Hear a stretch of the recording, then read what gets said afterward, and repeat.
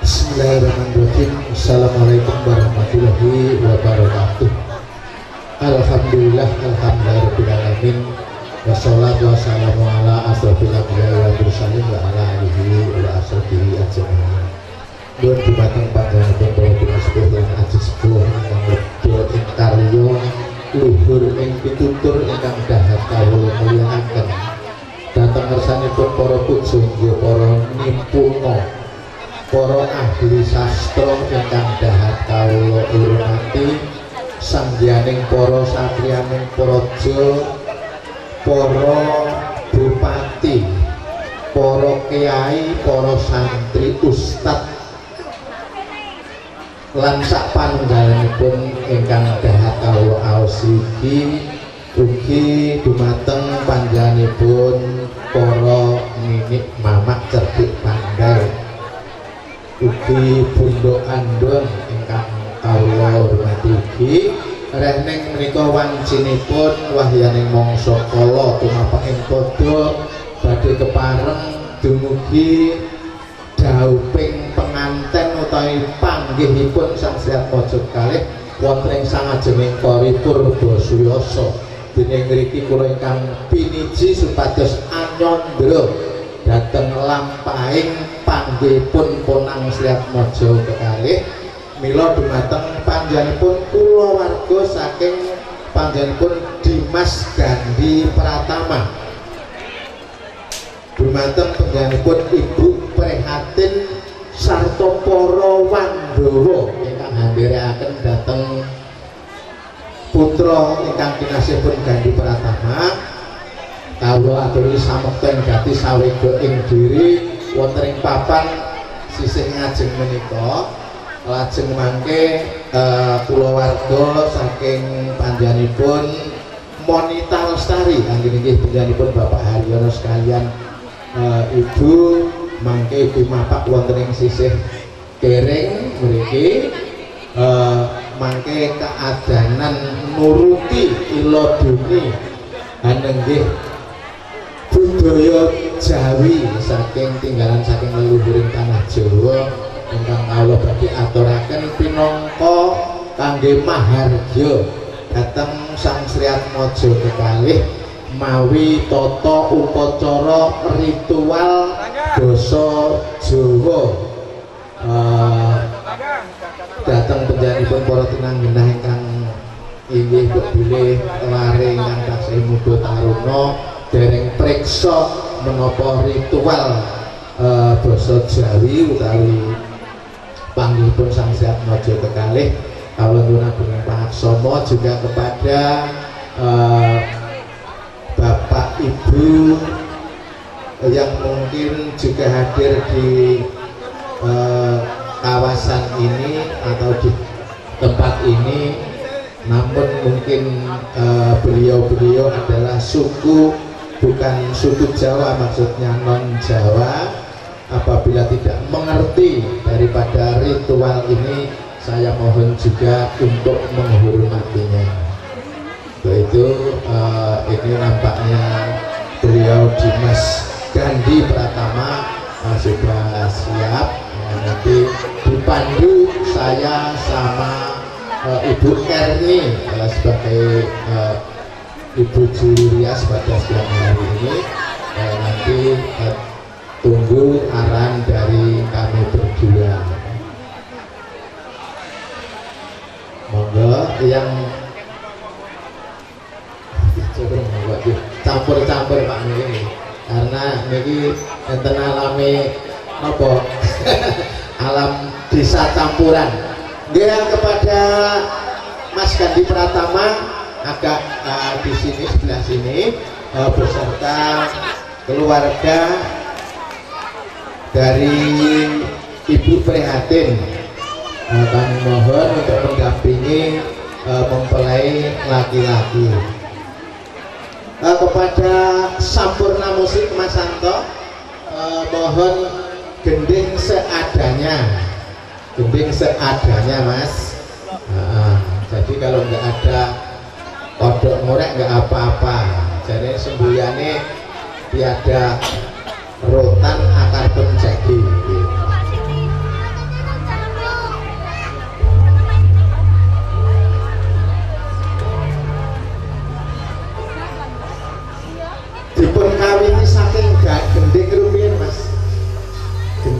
rumiyin Sekar Tejo nek enek nek ora ana ya liyane ra apa-apa. Engko nek wis tekan ngarepe ngen panggih niku nembe kodhok ora. Nggih, para pendamping langsung merodok mundur. Ini masih yang ganteng-ganteng sini depan. Yang di paling depan sini Mas. Nah, tembangnya kiri kanan. Nanti mriki. Gini kan ono sing tangan ini Mas. Gini kan ono sing tangan ini. Nah, tangan. Nah, itu saya maju ini.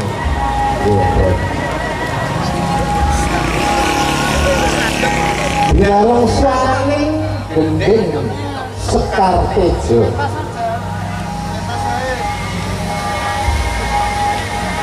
Kawis tinggal pating galep pating cawarot labet keng sesudra ingkang angrenggani wonten ing pidalipun pandhanipun Bapak Haryono sekalian Ibu Endah Tri Lestarini. Dene apa to darunane? Samengko ana tumuruning Jawata ya dewaning asmara kang sinebut Kama Jaya kalawan Kama Ratih ingkang sampun tumedhak wonten ing pidalipun pandhanipun Bapak Haryono tuwing pandhanipun Ibu Tri Lestarini. Anggih sang Bathara asmara kekalih sampun lumebet wonten ing hangganing Sang Hyang Maja kekalih. Sang Kumajaya sampun manut wonten ing hangganing Dimas Gandhi Pratama. Dene Kama Ratih sampun lumebet wonten ing jiwanipun pun Nimas Monita Lestari. Dene wonten ing ajening Kori Purba Suyasa samangke sampun samekta ronten adicara ingkang pirangka sarana upacaran kanarendran apa ta wujude? Yaiku tirta sindhu setaman ingkang kinadahan wonten ing tangku ingkang kinarya hamiji dening sampeyan Paduka Sang Sinarendra. Mila samekta anenggih tirta wening ingkang kinadahan ing Kendhi Pertowo. Dene samangke Sang Hyang Maja kalih ingkang badhe pinanggahaken wonten ing ajening sasana Winangga sampun kawistara kaombongan dening Sangyaning Prawanda ingkang sampeyan nderekaken. Anapun busana-busananing kanarendran sarwi angasta gantalan ingkang sinebut Kyai Gondang Tutur kalawan Nyai Gondang Kasih.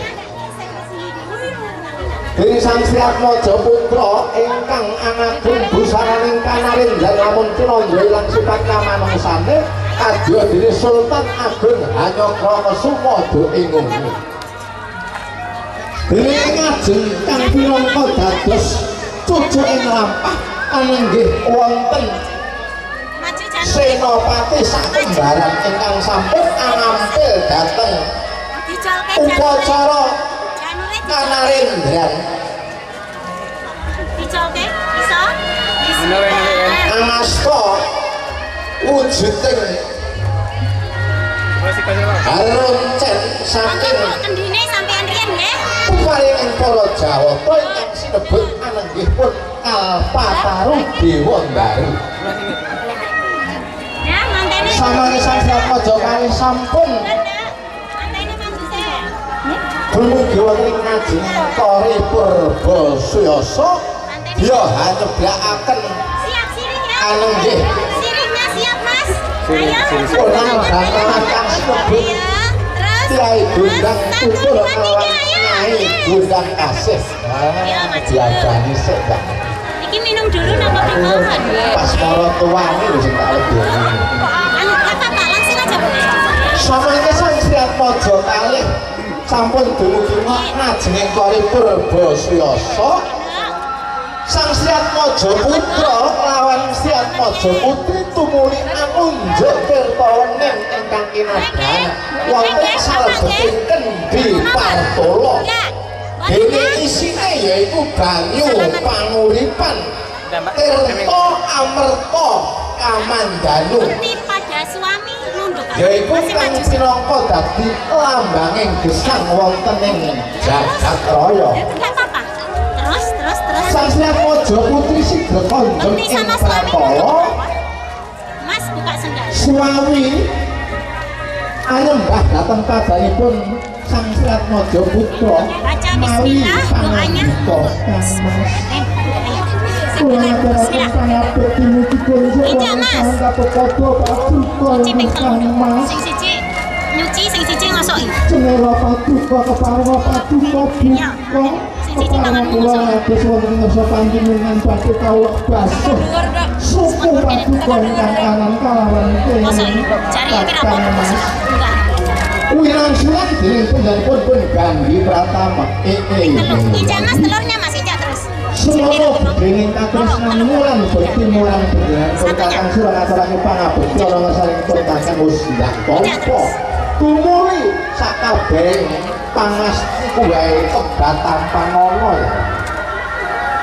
Kula nuwun kakang Mas kula pundi wonten ing lungguh mugi antatos ati jimat paripun kula Tangane ngene, masih kersa sindhu sutaman sigra Maju kene Mas, ngasokaken injak nih.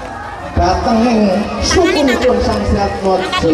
Ayo, Putra angkat. Terus. Bumi samangke ing riku sampun wonten wujuding antiga Yang kecil mana? pinidak pecah sanalika mertandani inggih Birating Jejaka Tumaruna lawan Birating Hubungi masih ping telu ya ndak? Siat Mojo Putri ingkang Hubungi masih ping nedya lenggah wonten ing sasana rikala kang tegese lumaksana wonten ing madyaning samudraning bebayanan. Ela siap ya? Bon sewu makin nggih, Bu. Wah, iki rada agak aneh. Satu, dua lagi. Kiri kecamatan. Bu. Bu. Nggih. Oh, nggih, monggo. Ela atur ya. Iya. Ayo, bapak ibunya yang cewek buat di depan. Itu bapak ibu. Dua. Wah, satu lagi.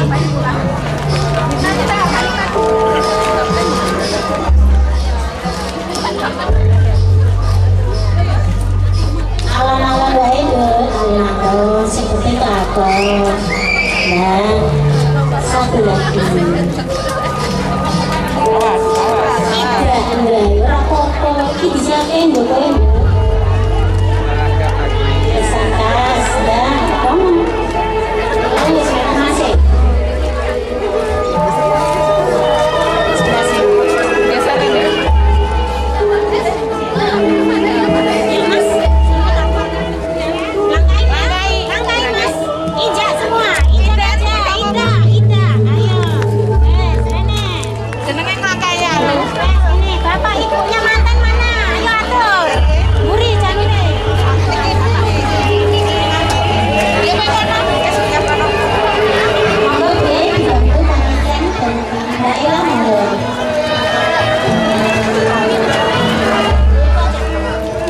Gayanya di sisi Mbak Ella monggo.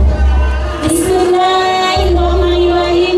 Assalamualaikum warahmatullahi wabarakatuh. Pak. Santai, Pak. Bapak Ibu, Sini aja. Sini aja. ingkang kula hormati. Sini, Mas. Ingkang sedaya lan langkung utama ngaturi monggo ampun bosen-bosen kula panjenengan ngaturaken puja lan puji syukur dumateng Allah Subhanahu wa taala ingkang sampun maringi kenikmatan ingkang boten kaliyan kathah sehingga kita sedaya saged memaksanaken nggih pengantin Dimas Ayu Wanita Lestari ingkang kemanggihaken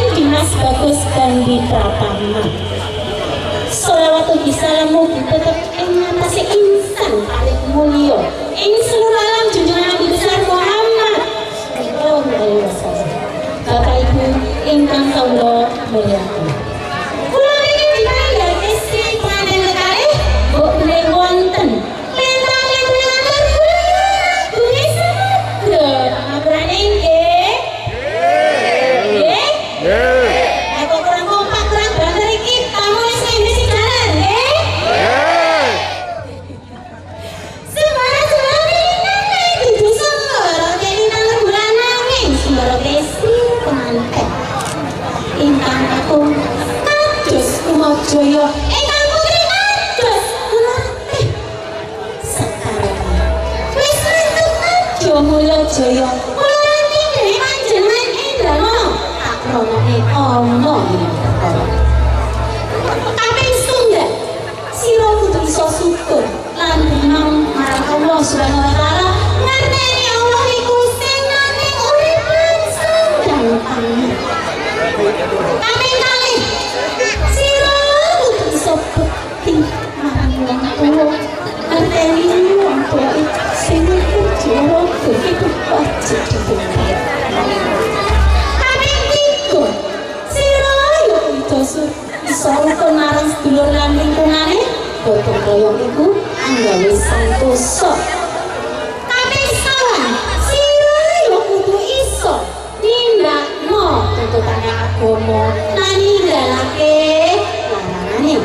Kaping gangsal sira yo melu programe pemerintah yaiku program BKKBN ya sampeyan duwe putra putri loro ae ya tapi yo mboten tak kok bisa ikut pripun oh ada nggih monggo tak tarik nih program iki sendiri-sendirian deh katanya bagaimana bener sendiri kan nah boleh baik ikut program tapi enggak tahu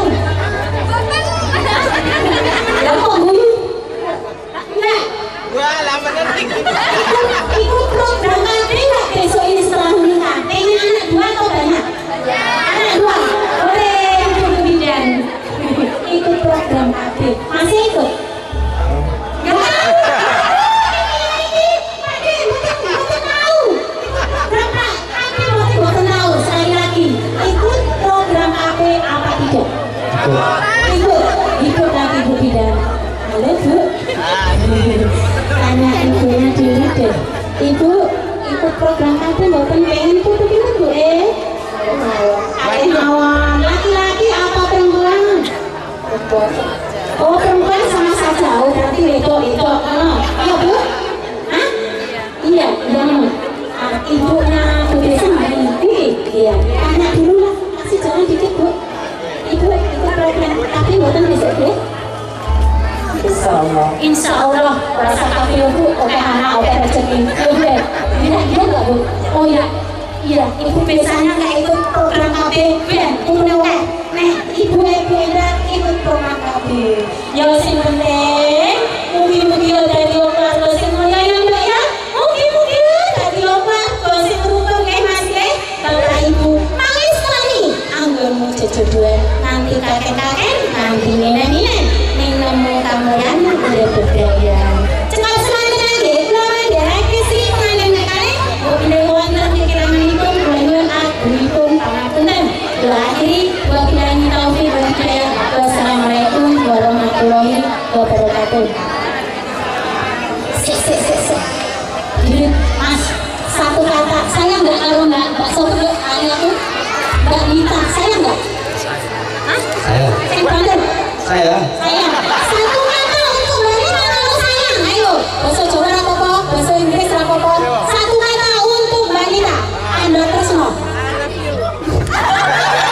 ini sih kakak begini Bu untuk saya Bu kakak kalian dulu 2 kali sampai ayo Mas satu kata tondo Tresno kanggo Mbak Bu Aku Tresno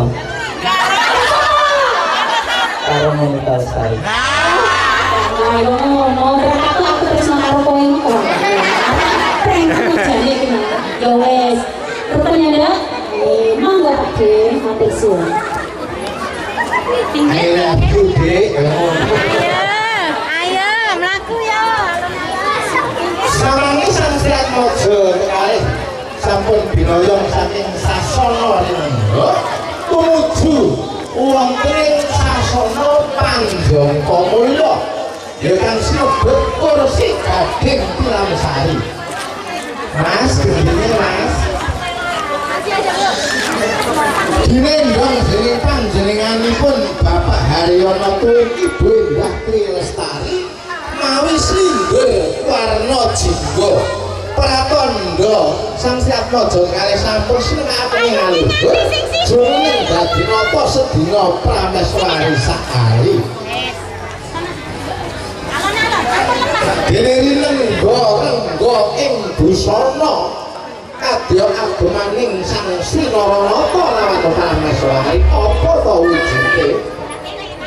Ananging arep cenela yuda cenela tegese sepaku yuda tegese prajurit ingkang maju wonten ing ngajining ranang nggono.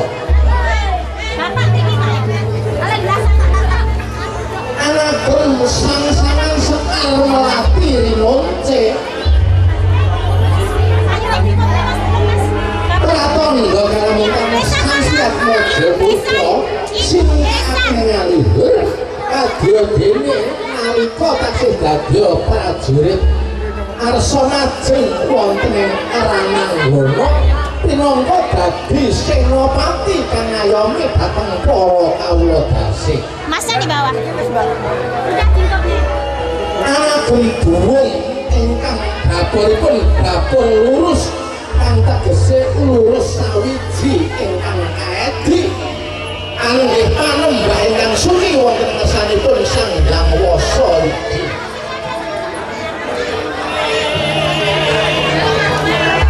Samangkipun buwung ugi ing ukiran kinanten wujuding kembang melati ngangeni monce anemba. Sejarah dunia nguni anggih nalika Sang Harya penangsang perang tanding kalawan Sutawijaya Barajal punang usus tinobak dening Sang Sutawijaya sinampiraken wonten ing sapucuking ukiran dadya lan pantese minangka dadi reroncan adicara anggih linestrekake wonten ing budaya Jawa wujuding Sang Siatmaja Putra. Dene samangke Sang Siatmaja Putri ingkang ugi anapun busananing prameswari linengga-rengga ing sesodahan kanca warna kalamun Kacirandha pating galbyar pating kaloro kadya dene werdu angga sasra kumenap wonten wayah dalu. Kula menawi dhateng Sang Siatmaja Putri pesasat turak warna kurang candra.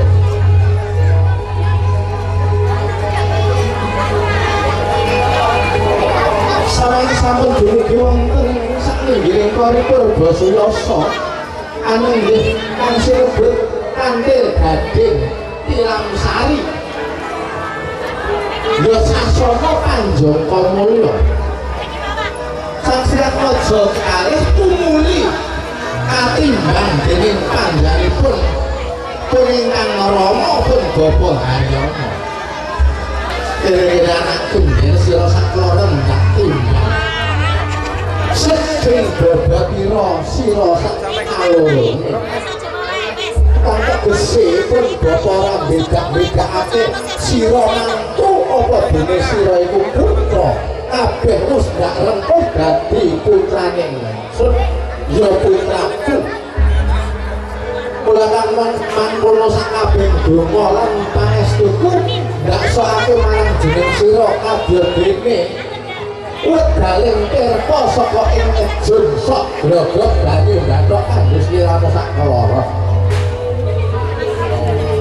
sing padha guyub lan rukun anggonira nindakake wajibing bebayaran bengi direk kanthi tumeka ing sak lawas-lawas. Tumuni Sang Siatmaja kekalih lenggah sesek doan tumuni angaturaken sungkem Bapak sama Ibu ngerti. dan ngarsanipun panjenenganipun Ibu Ririn utawi Ibu Indah Tri Lestari kalian Nandika. Mae aku jaluk pangestu marang panjenengan ya Mak. Pangestu nanggonku lepon tengah-tengah budaya agung ya Mak. Yang mau luputku aku jaluk pangapura marang kowe ya Mak.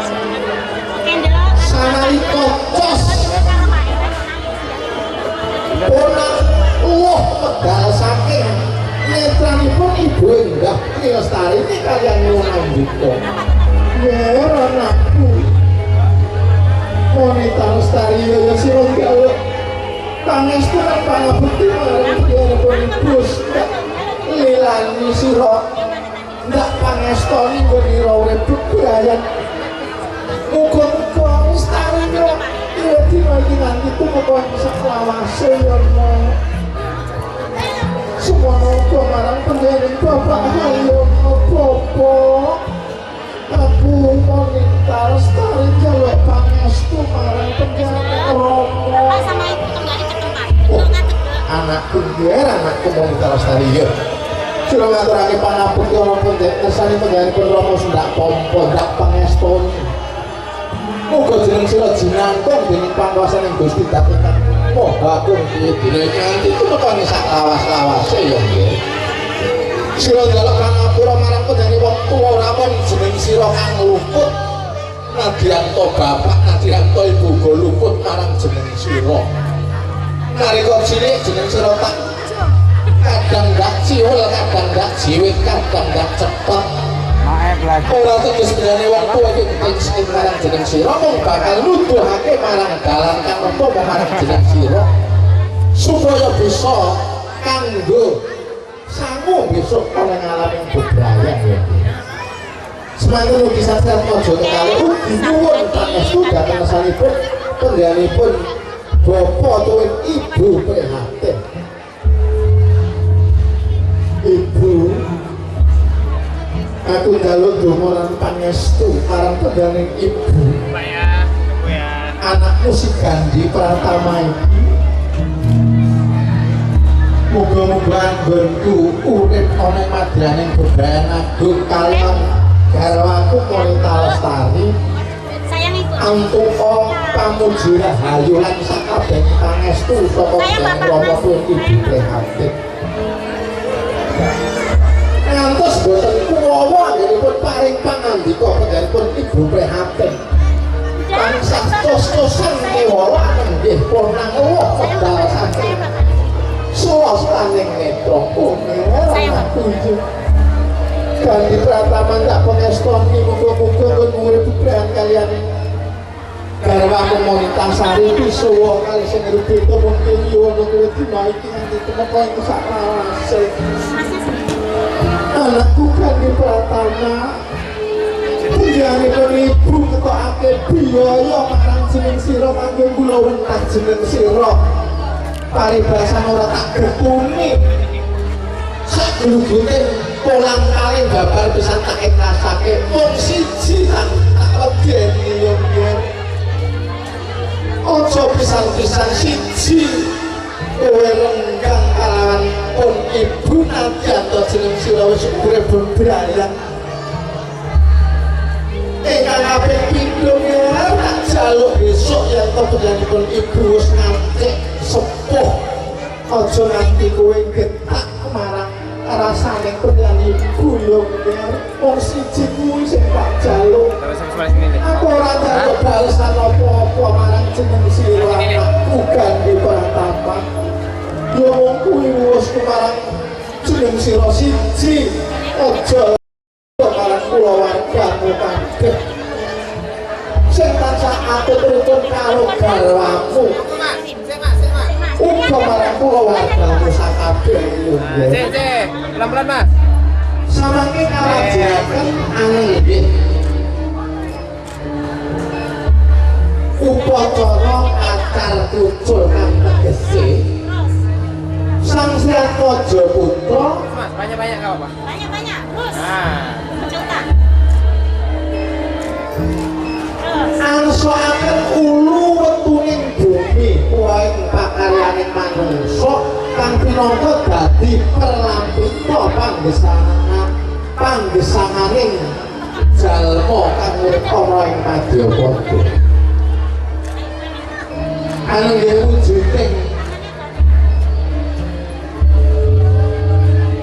rasa fitrah tuwin wonten dinar sak dinar utawi wujuding arta ingkang pinangka dados lambang ulu wetuning panggenipun Sang Sriatmaja kekalih.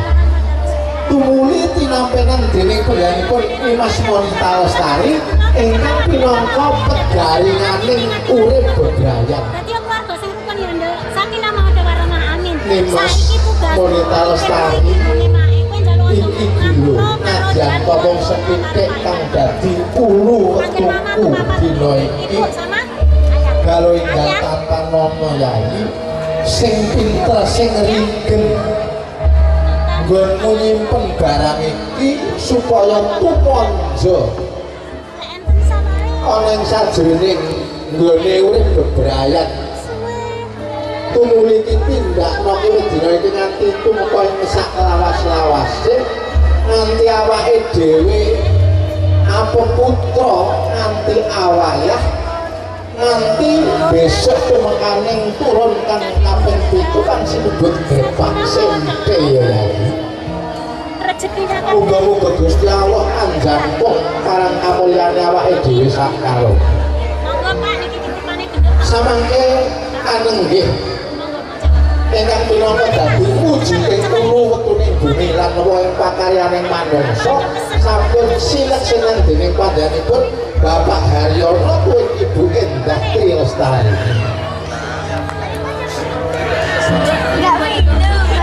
Sinangkung lan rimidha dening panjenenganipun Sang Widi Wasista ingkang maha kawasa mugi-mugi saged anjantung dhateng karahayaning Sang Sriatmaja kekalih dinten menika nanti dumugi ing sak lawas-lawase.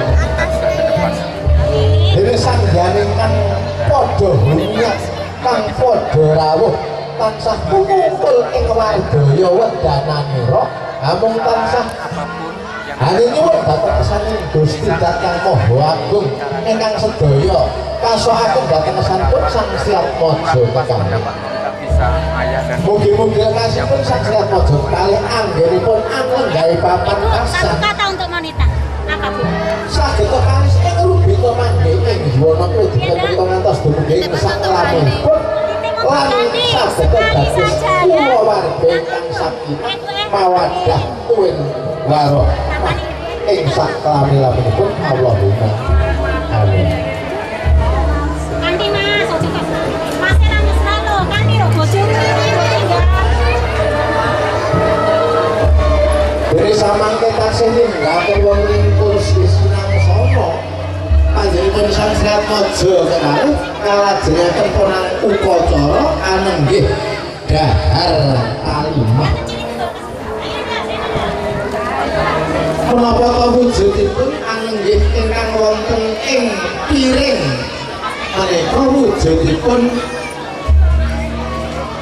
Mbok Dewi Sri ingkang medal saking ing Dewi Pertimah anenggih wujudipun beras.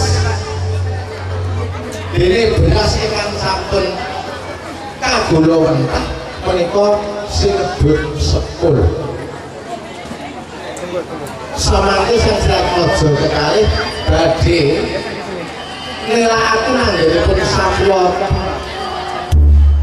andon tresna wonten ing ngajeng paripurna siyasa kula mangke badhe anggahan kalimah wujudipun anenggih pun sekul pepak.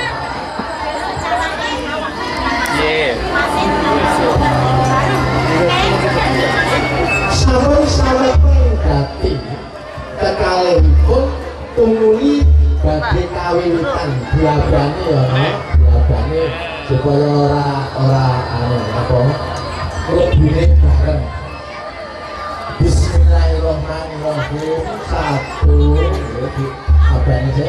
Satu, dua, tiga. Terus,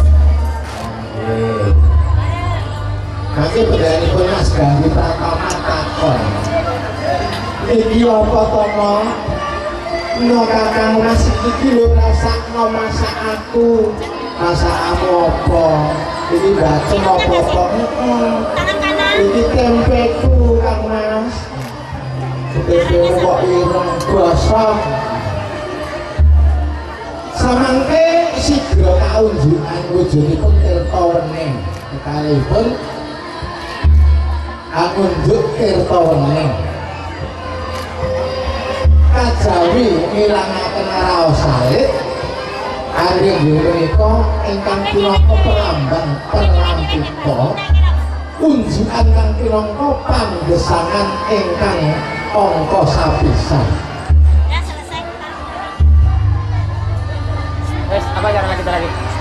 Udah. Foto bersama. Oh, bukan. Ada lagi. Yang ini nggak ada lagi. Ini udah selesai. Kaleksanan tumuli menika saderipun badhe kaleksanan tegak sungging utawi fotografi utawi foto bersama sedaya keluarga mangke supados dipun praktisake sang ibu Jurindas.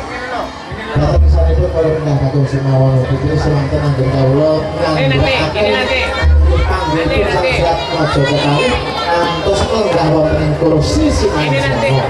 Ini saking kula pribadi ngandelaken amit-amit pasang kalimat tapi mobil saking kula bumi Bapak saking para petugas kula kang mriki awit panjenengan mbok pilih perkaris Dewan Jawi langkung pangertos tinimbang kula. Kula rumaosi taksih nem kirang wawasan kirang mangertos wujuding sastra wonten budaya Jawi. Kula boten langkung namun nyuwun agung pangsama. Nasional berdiri cekap semakin atur saking kawula bila itu saya. Wassalamualaikum warahmatullahi wabarakatuh.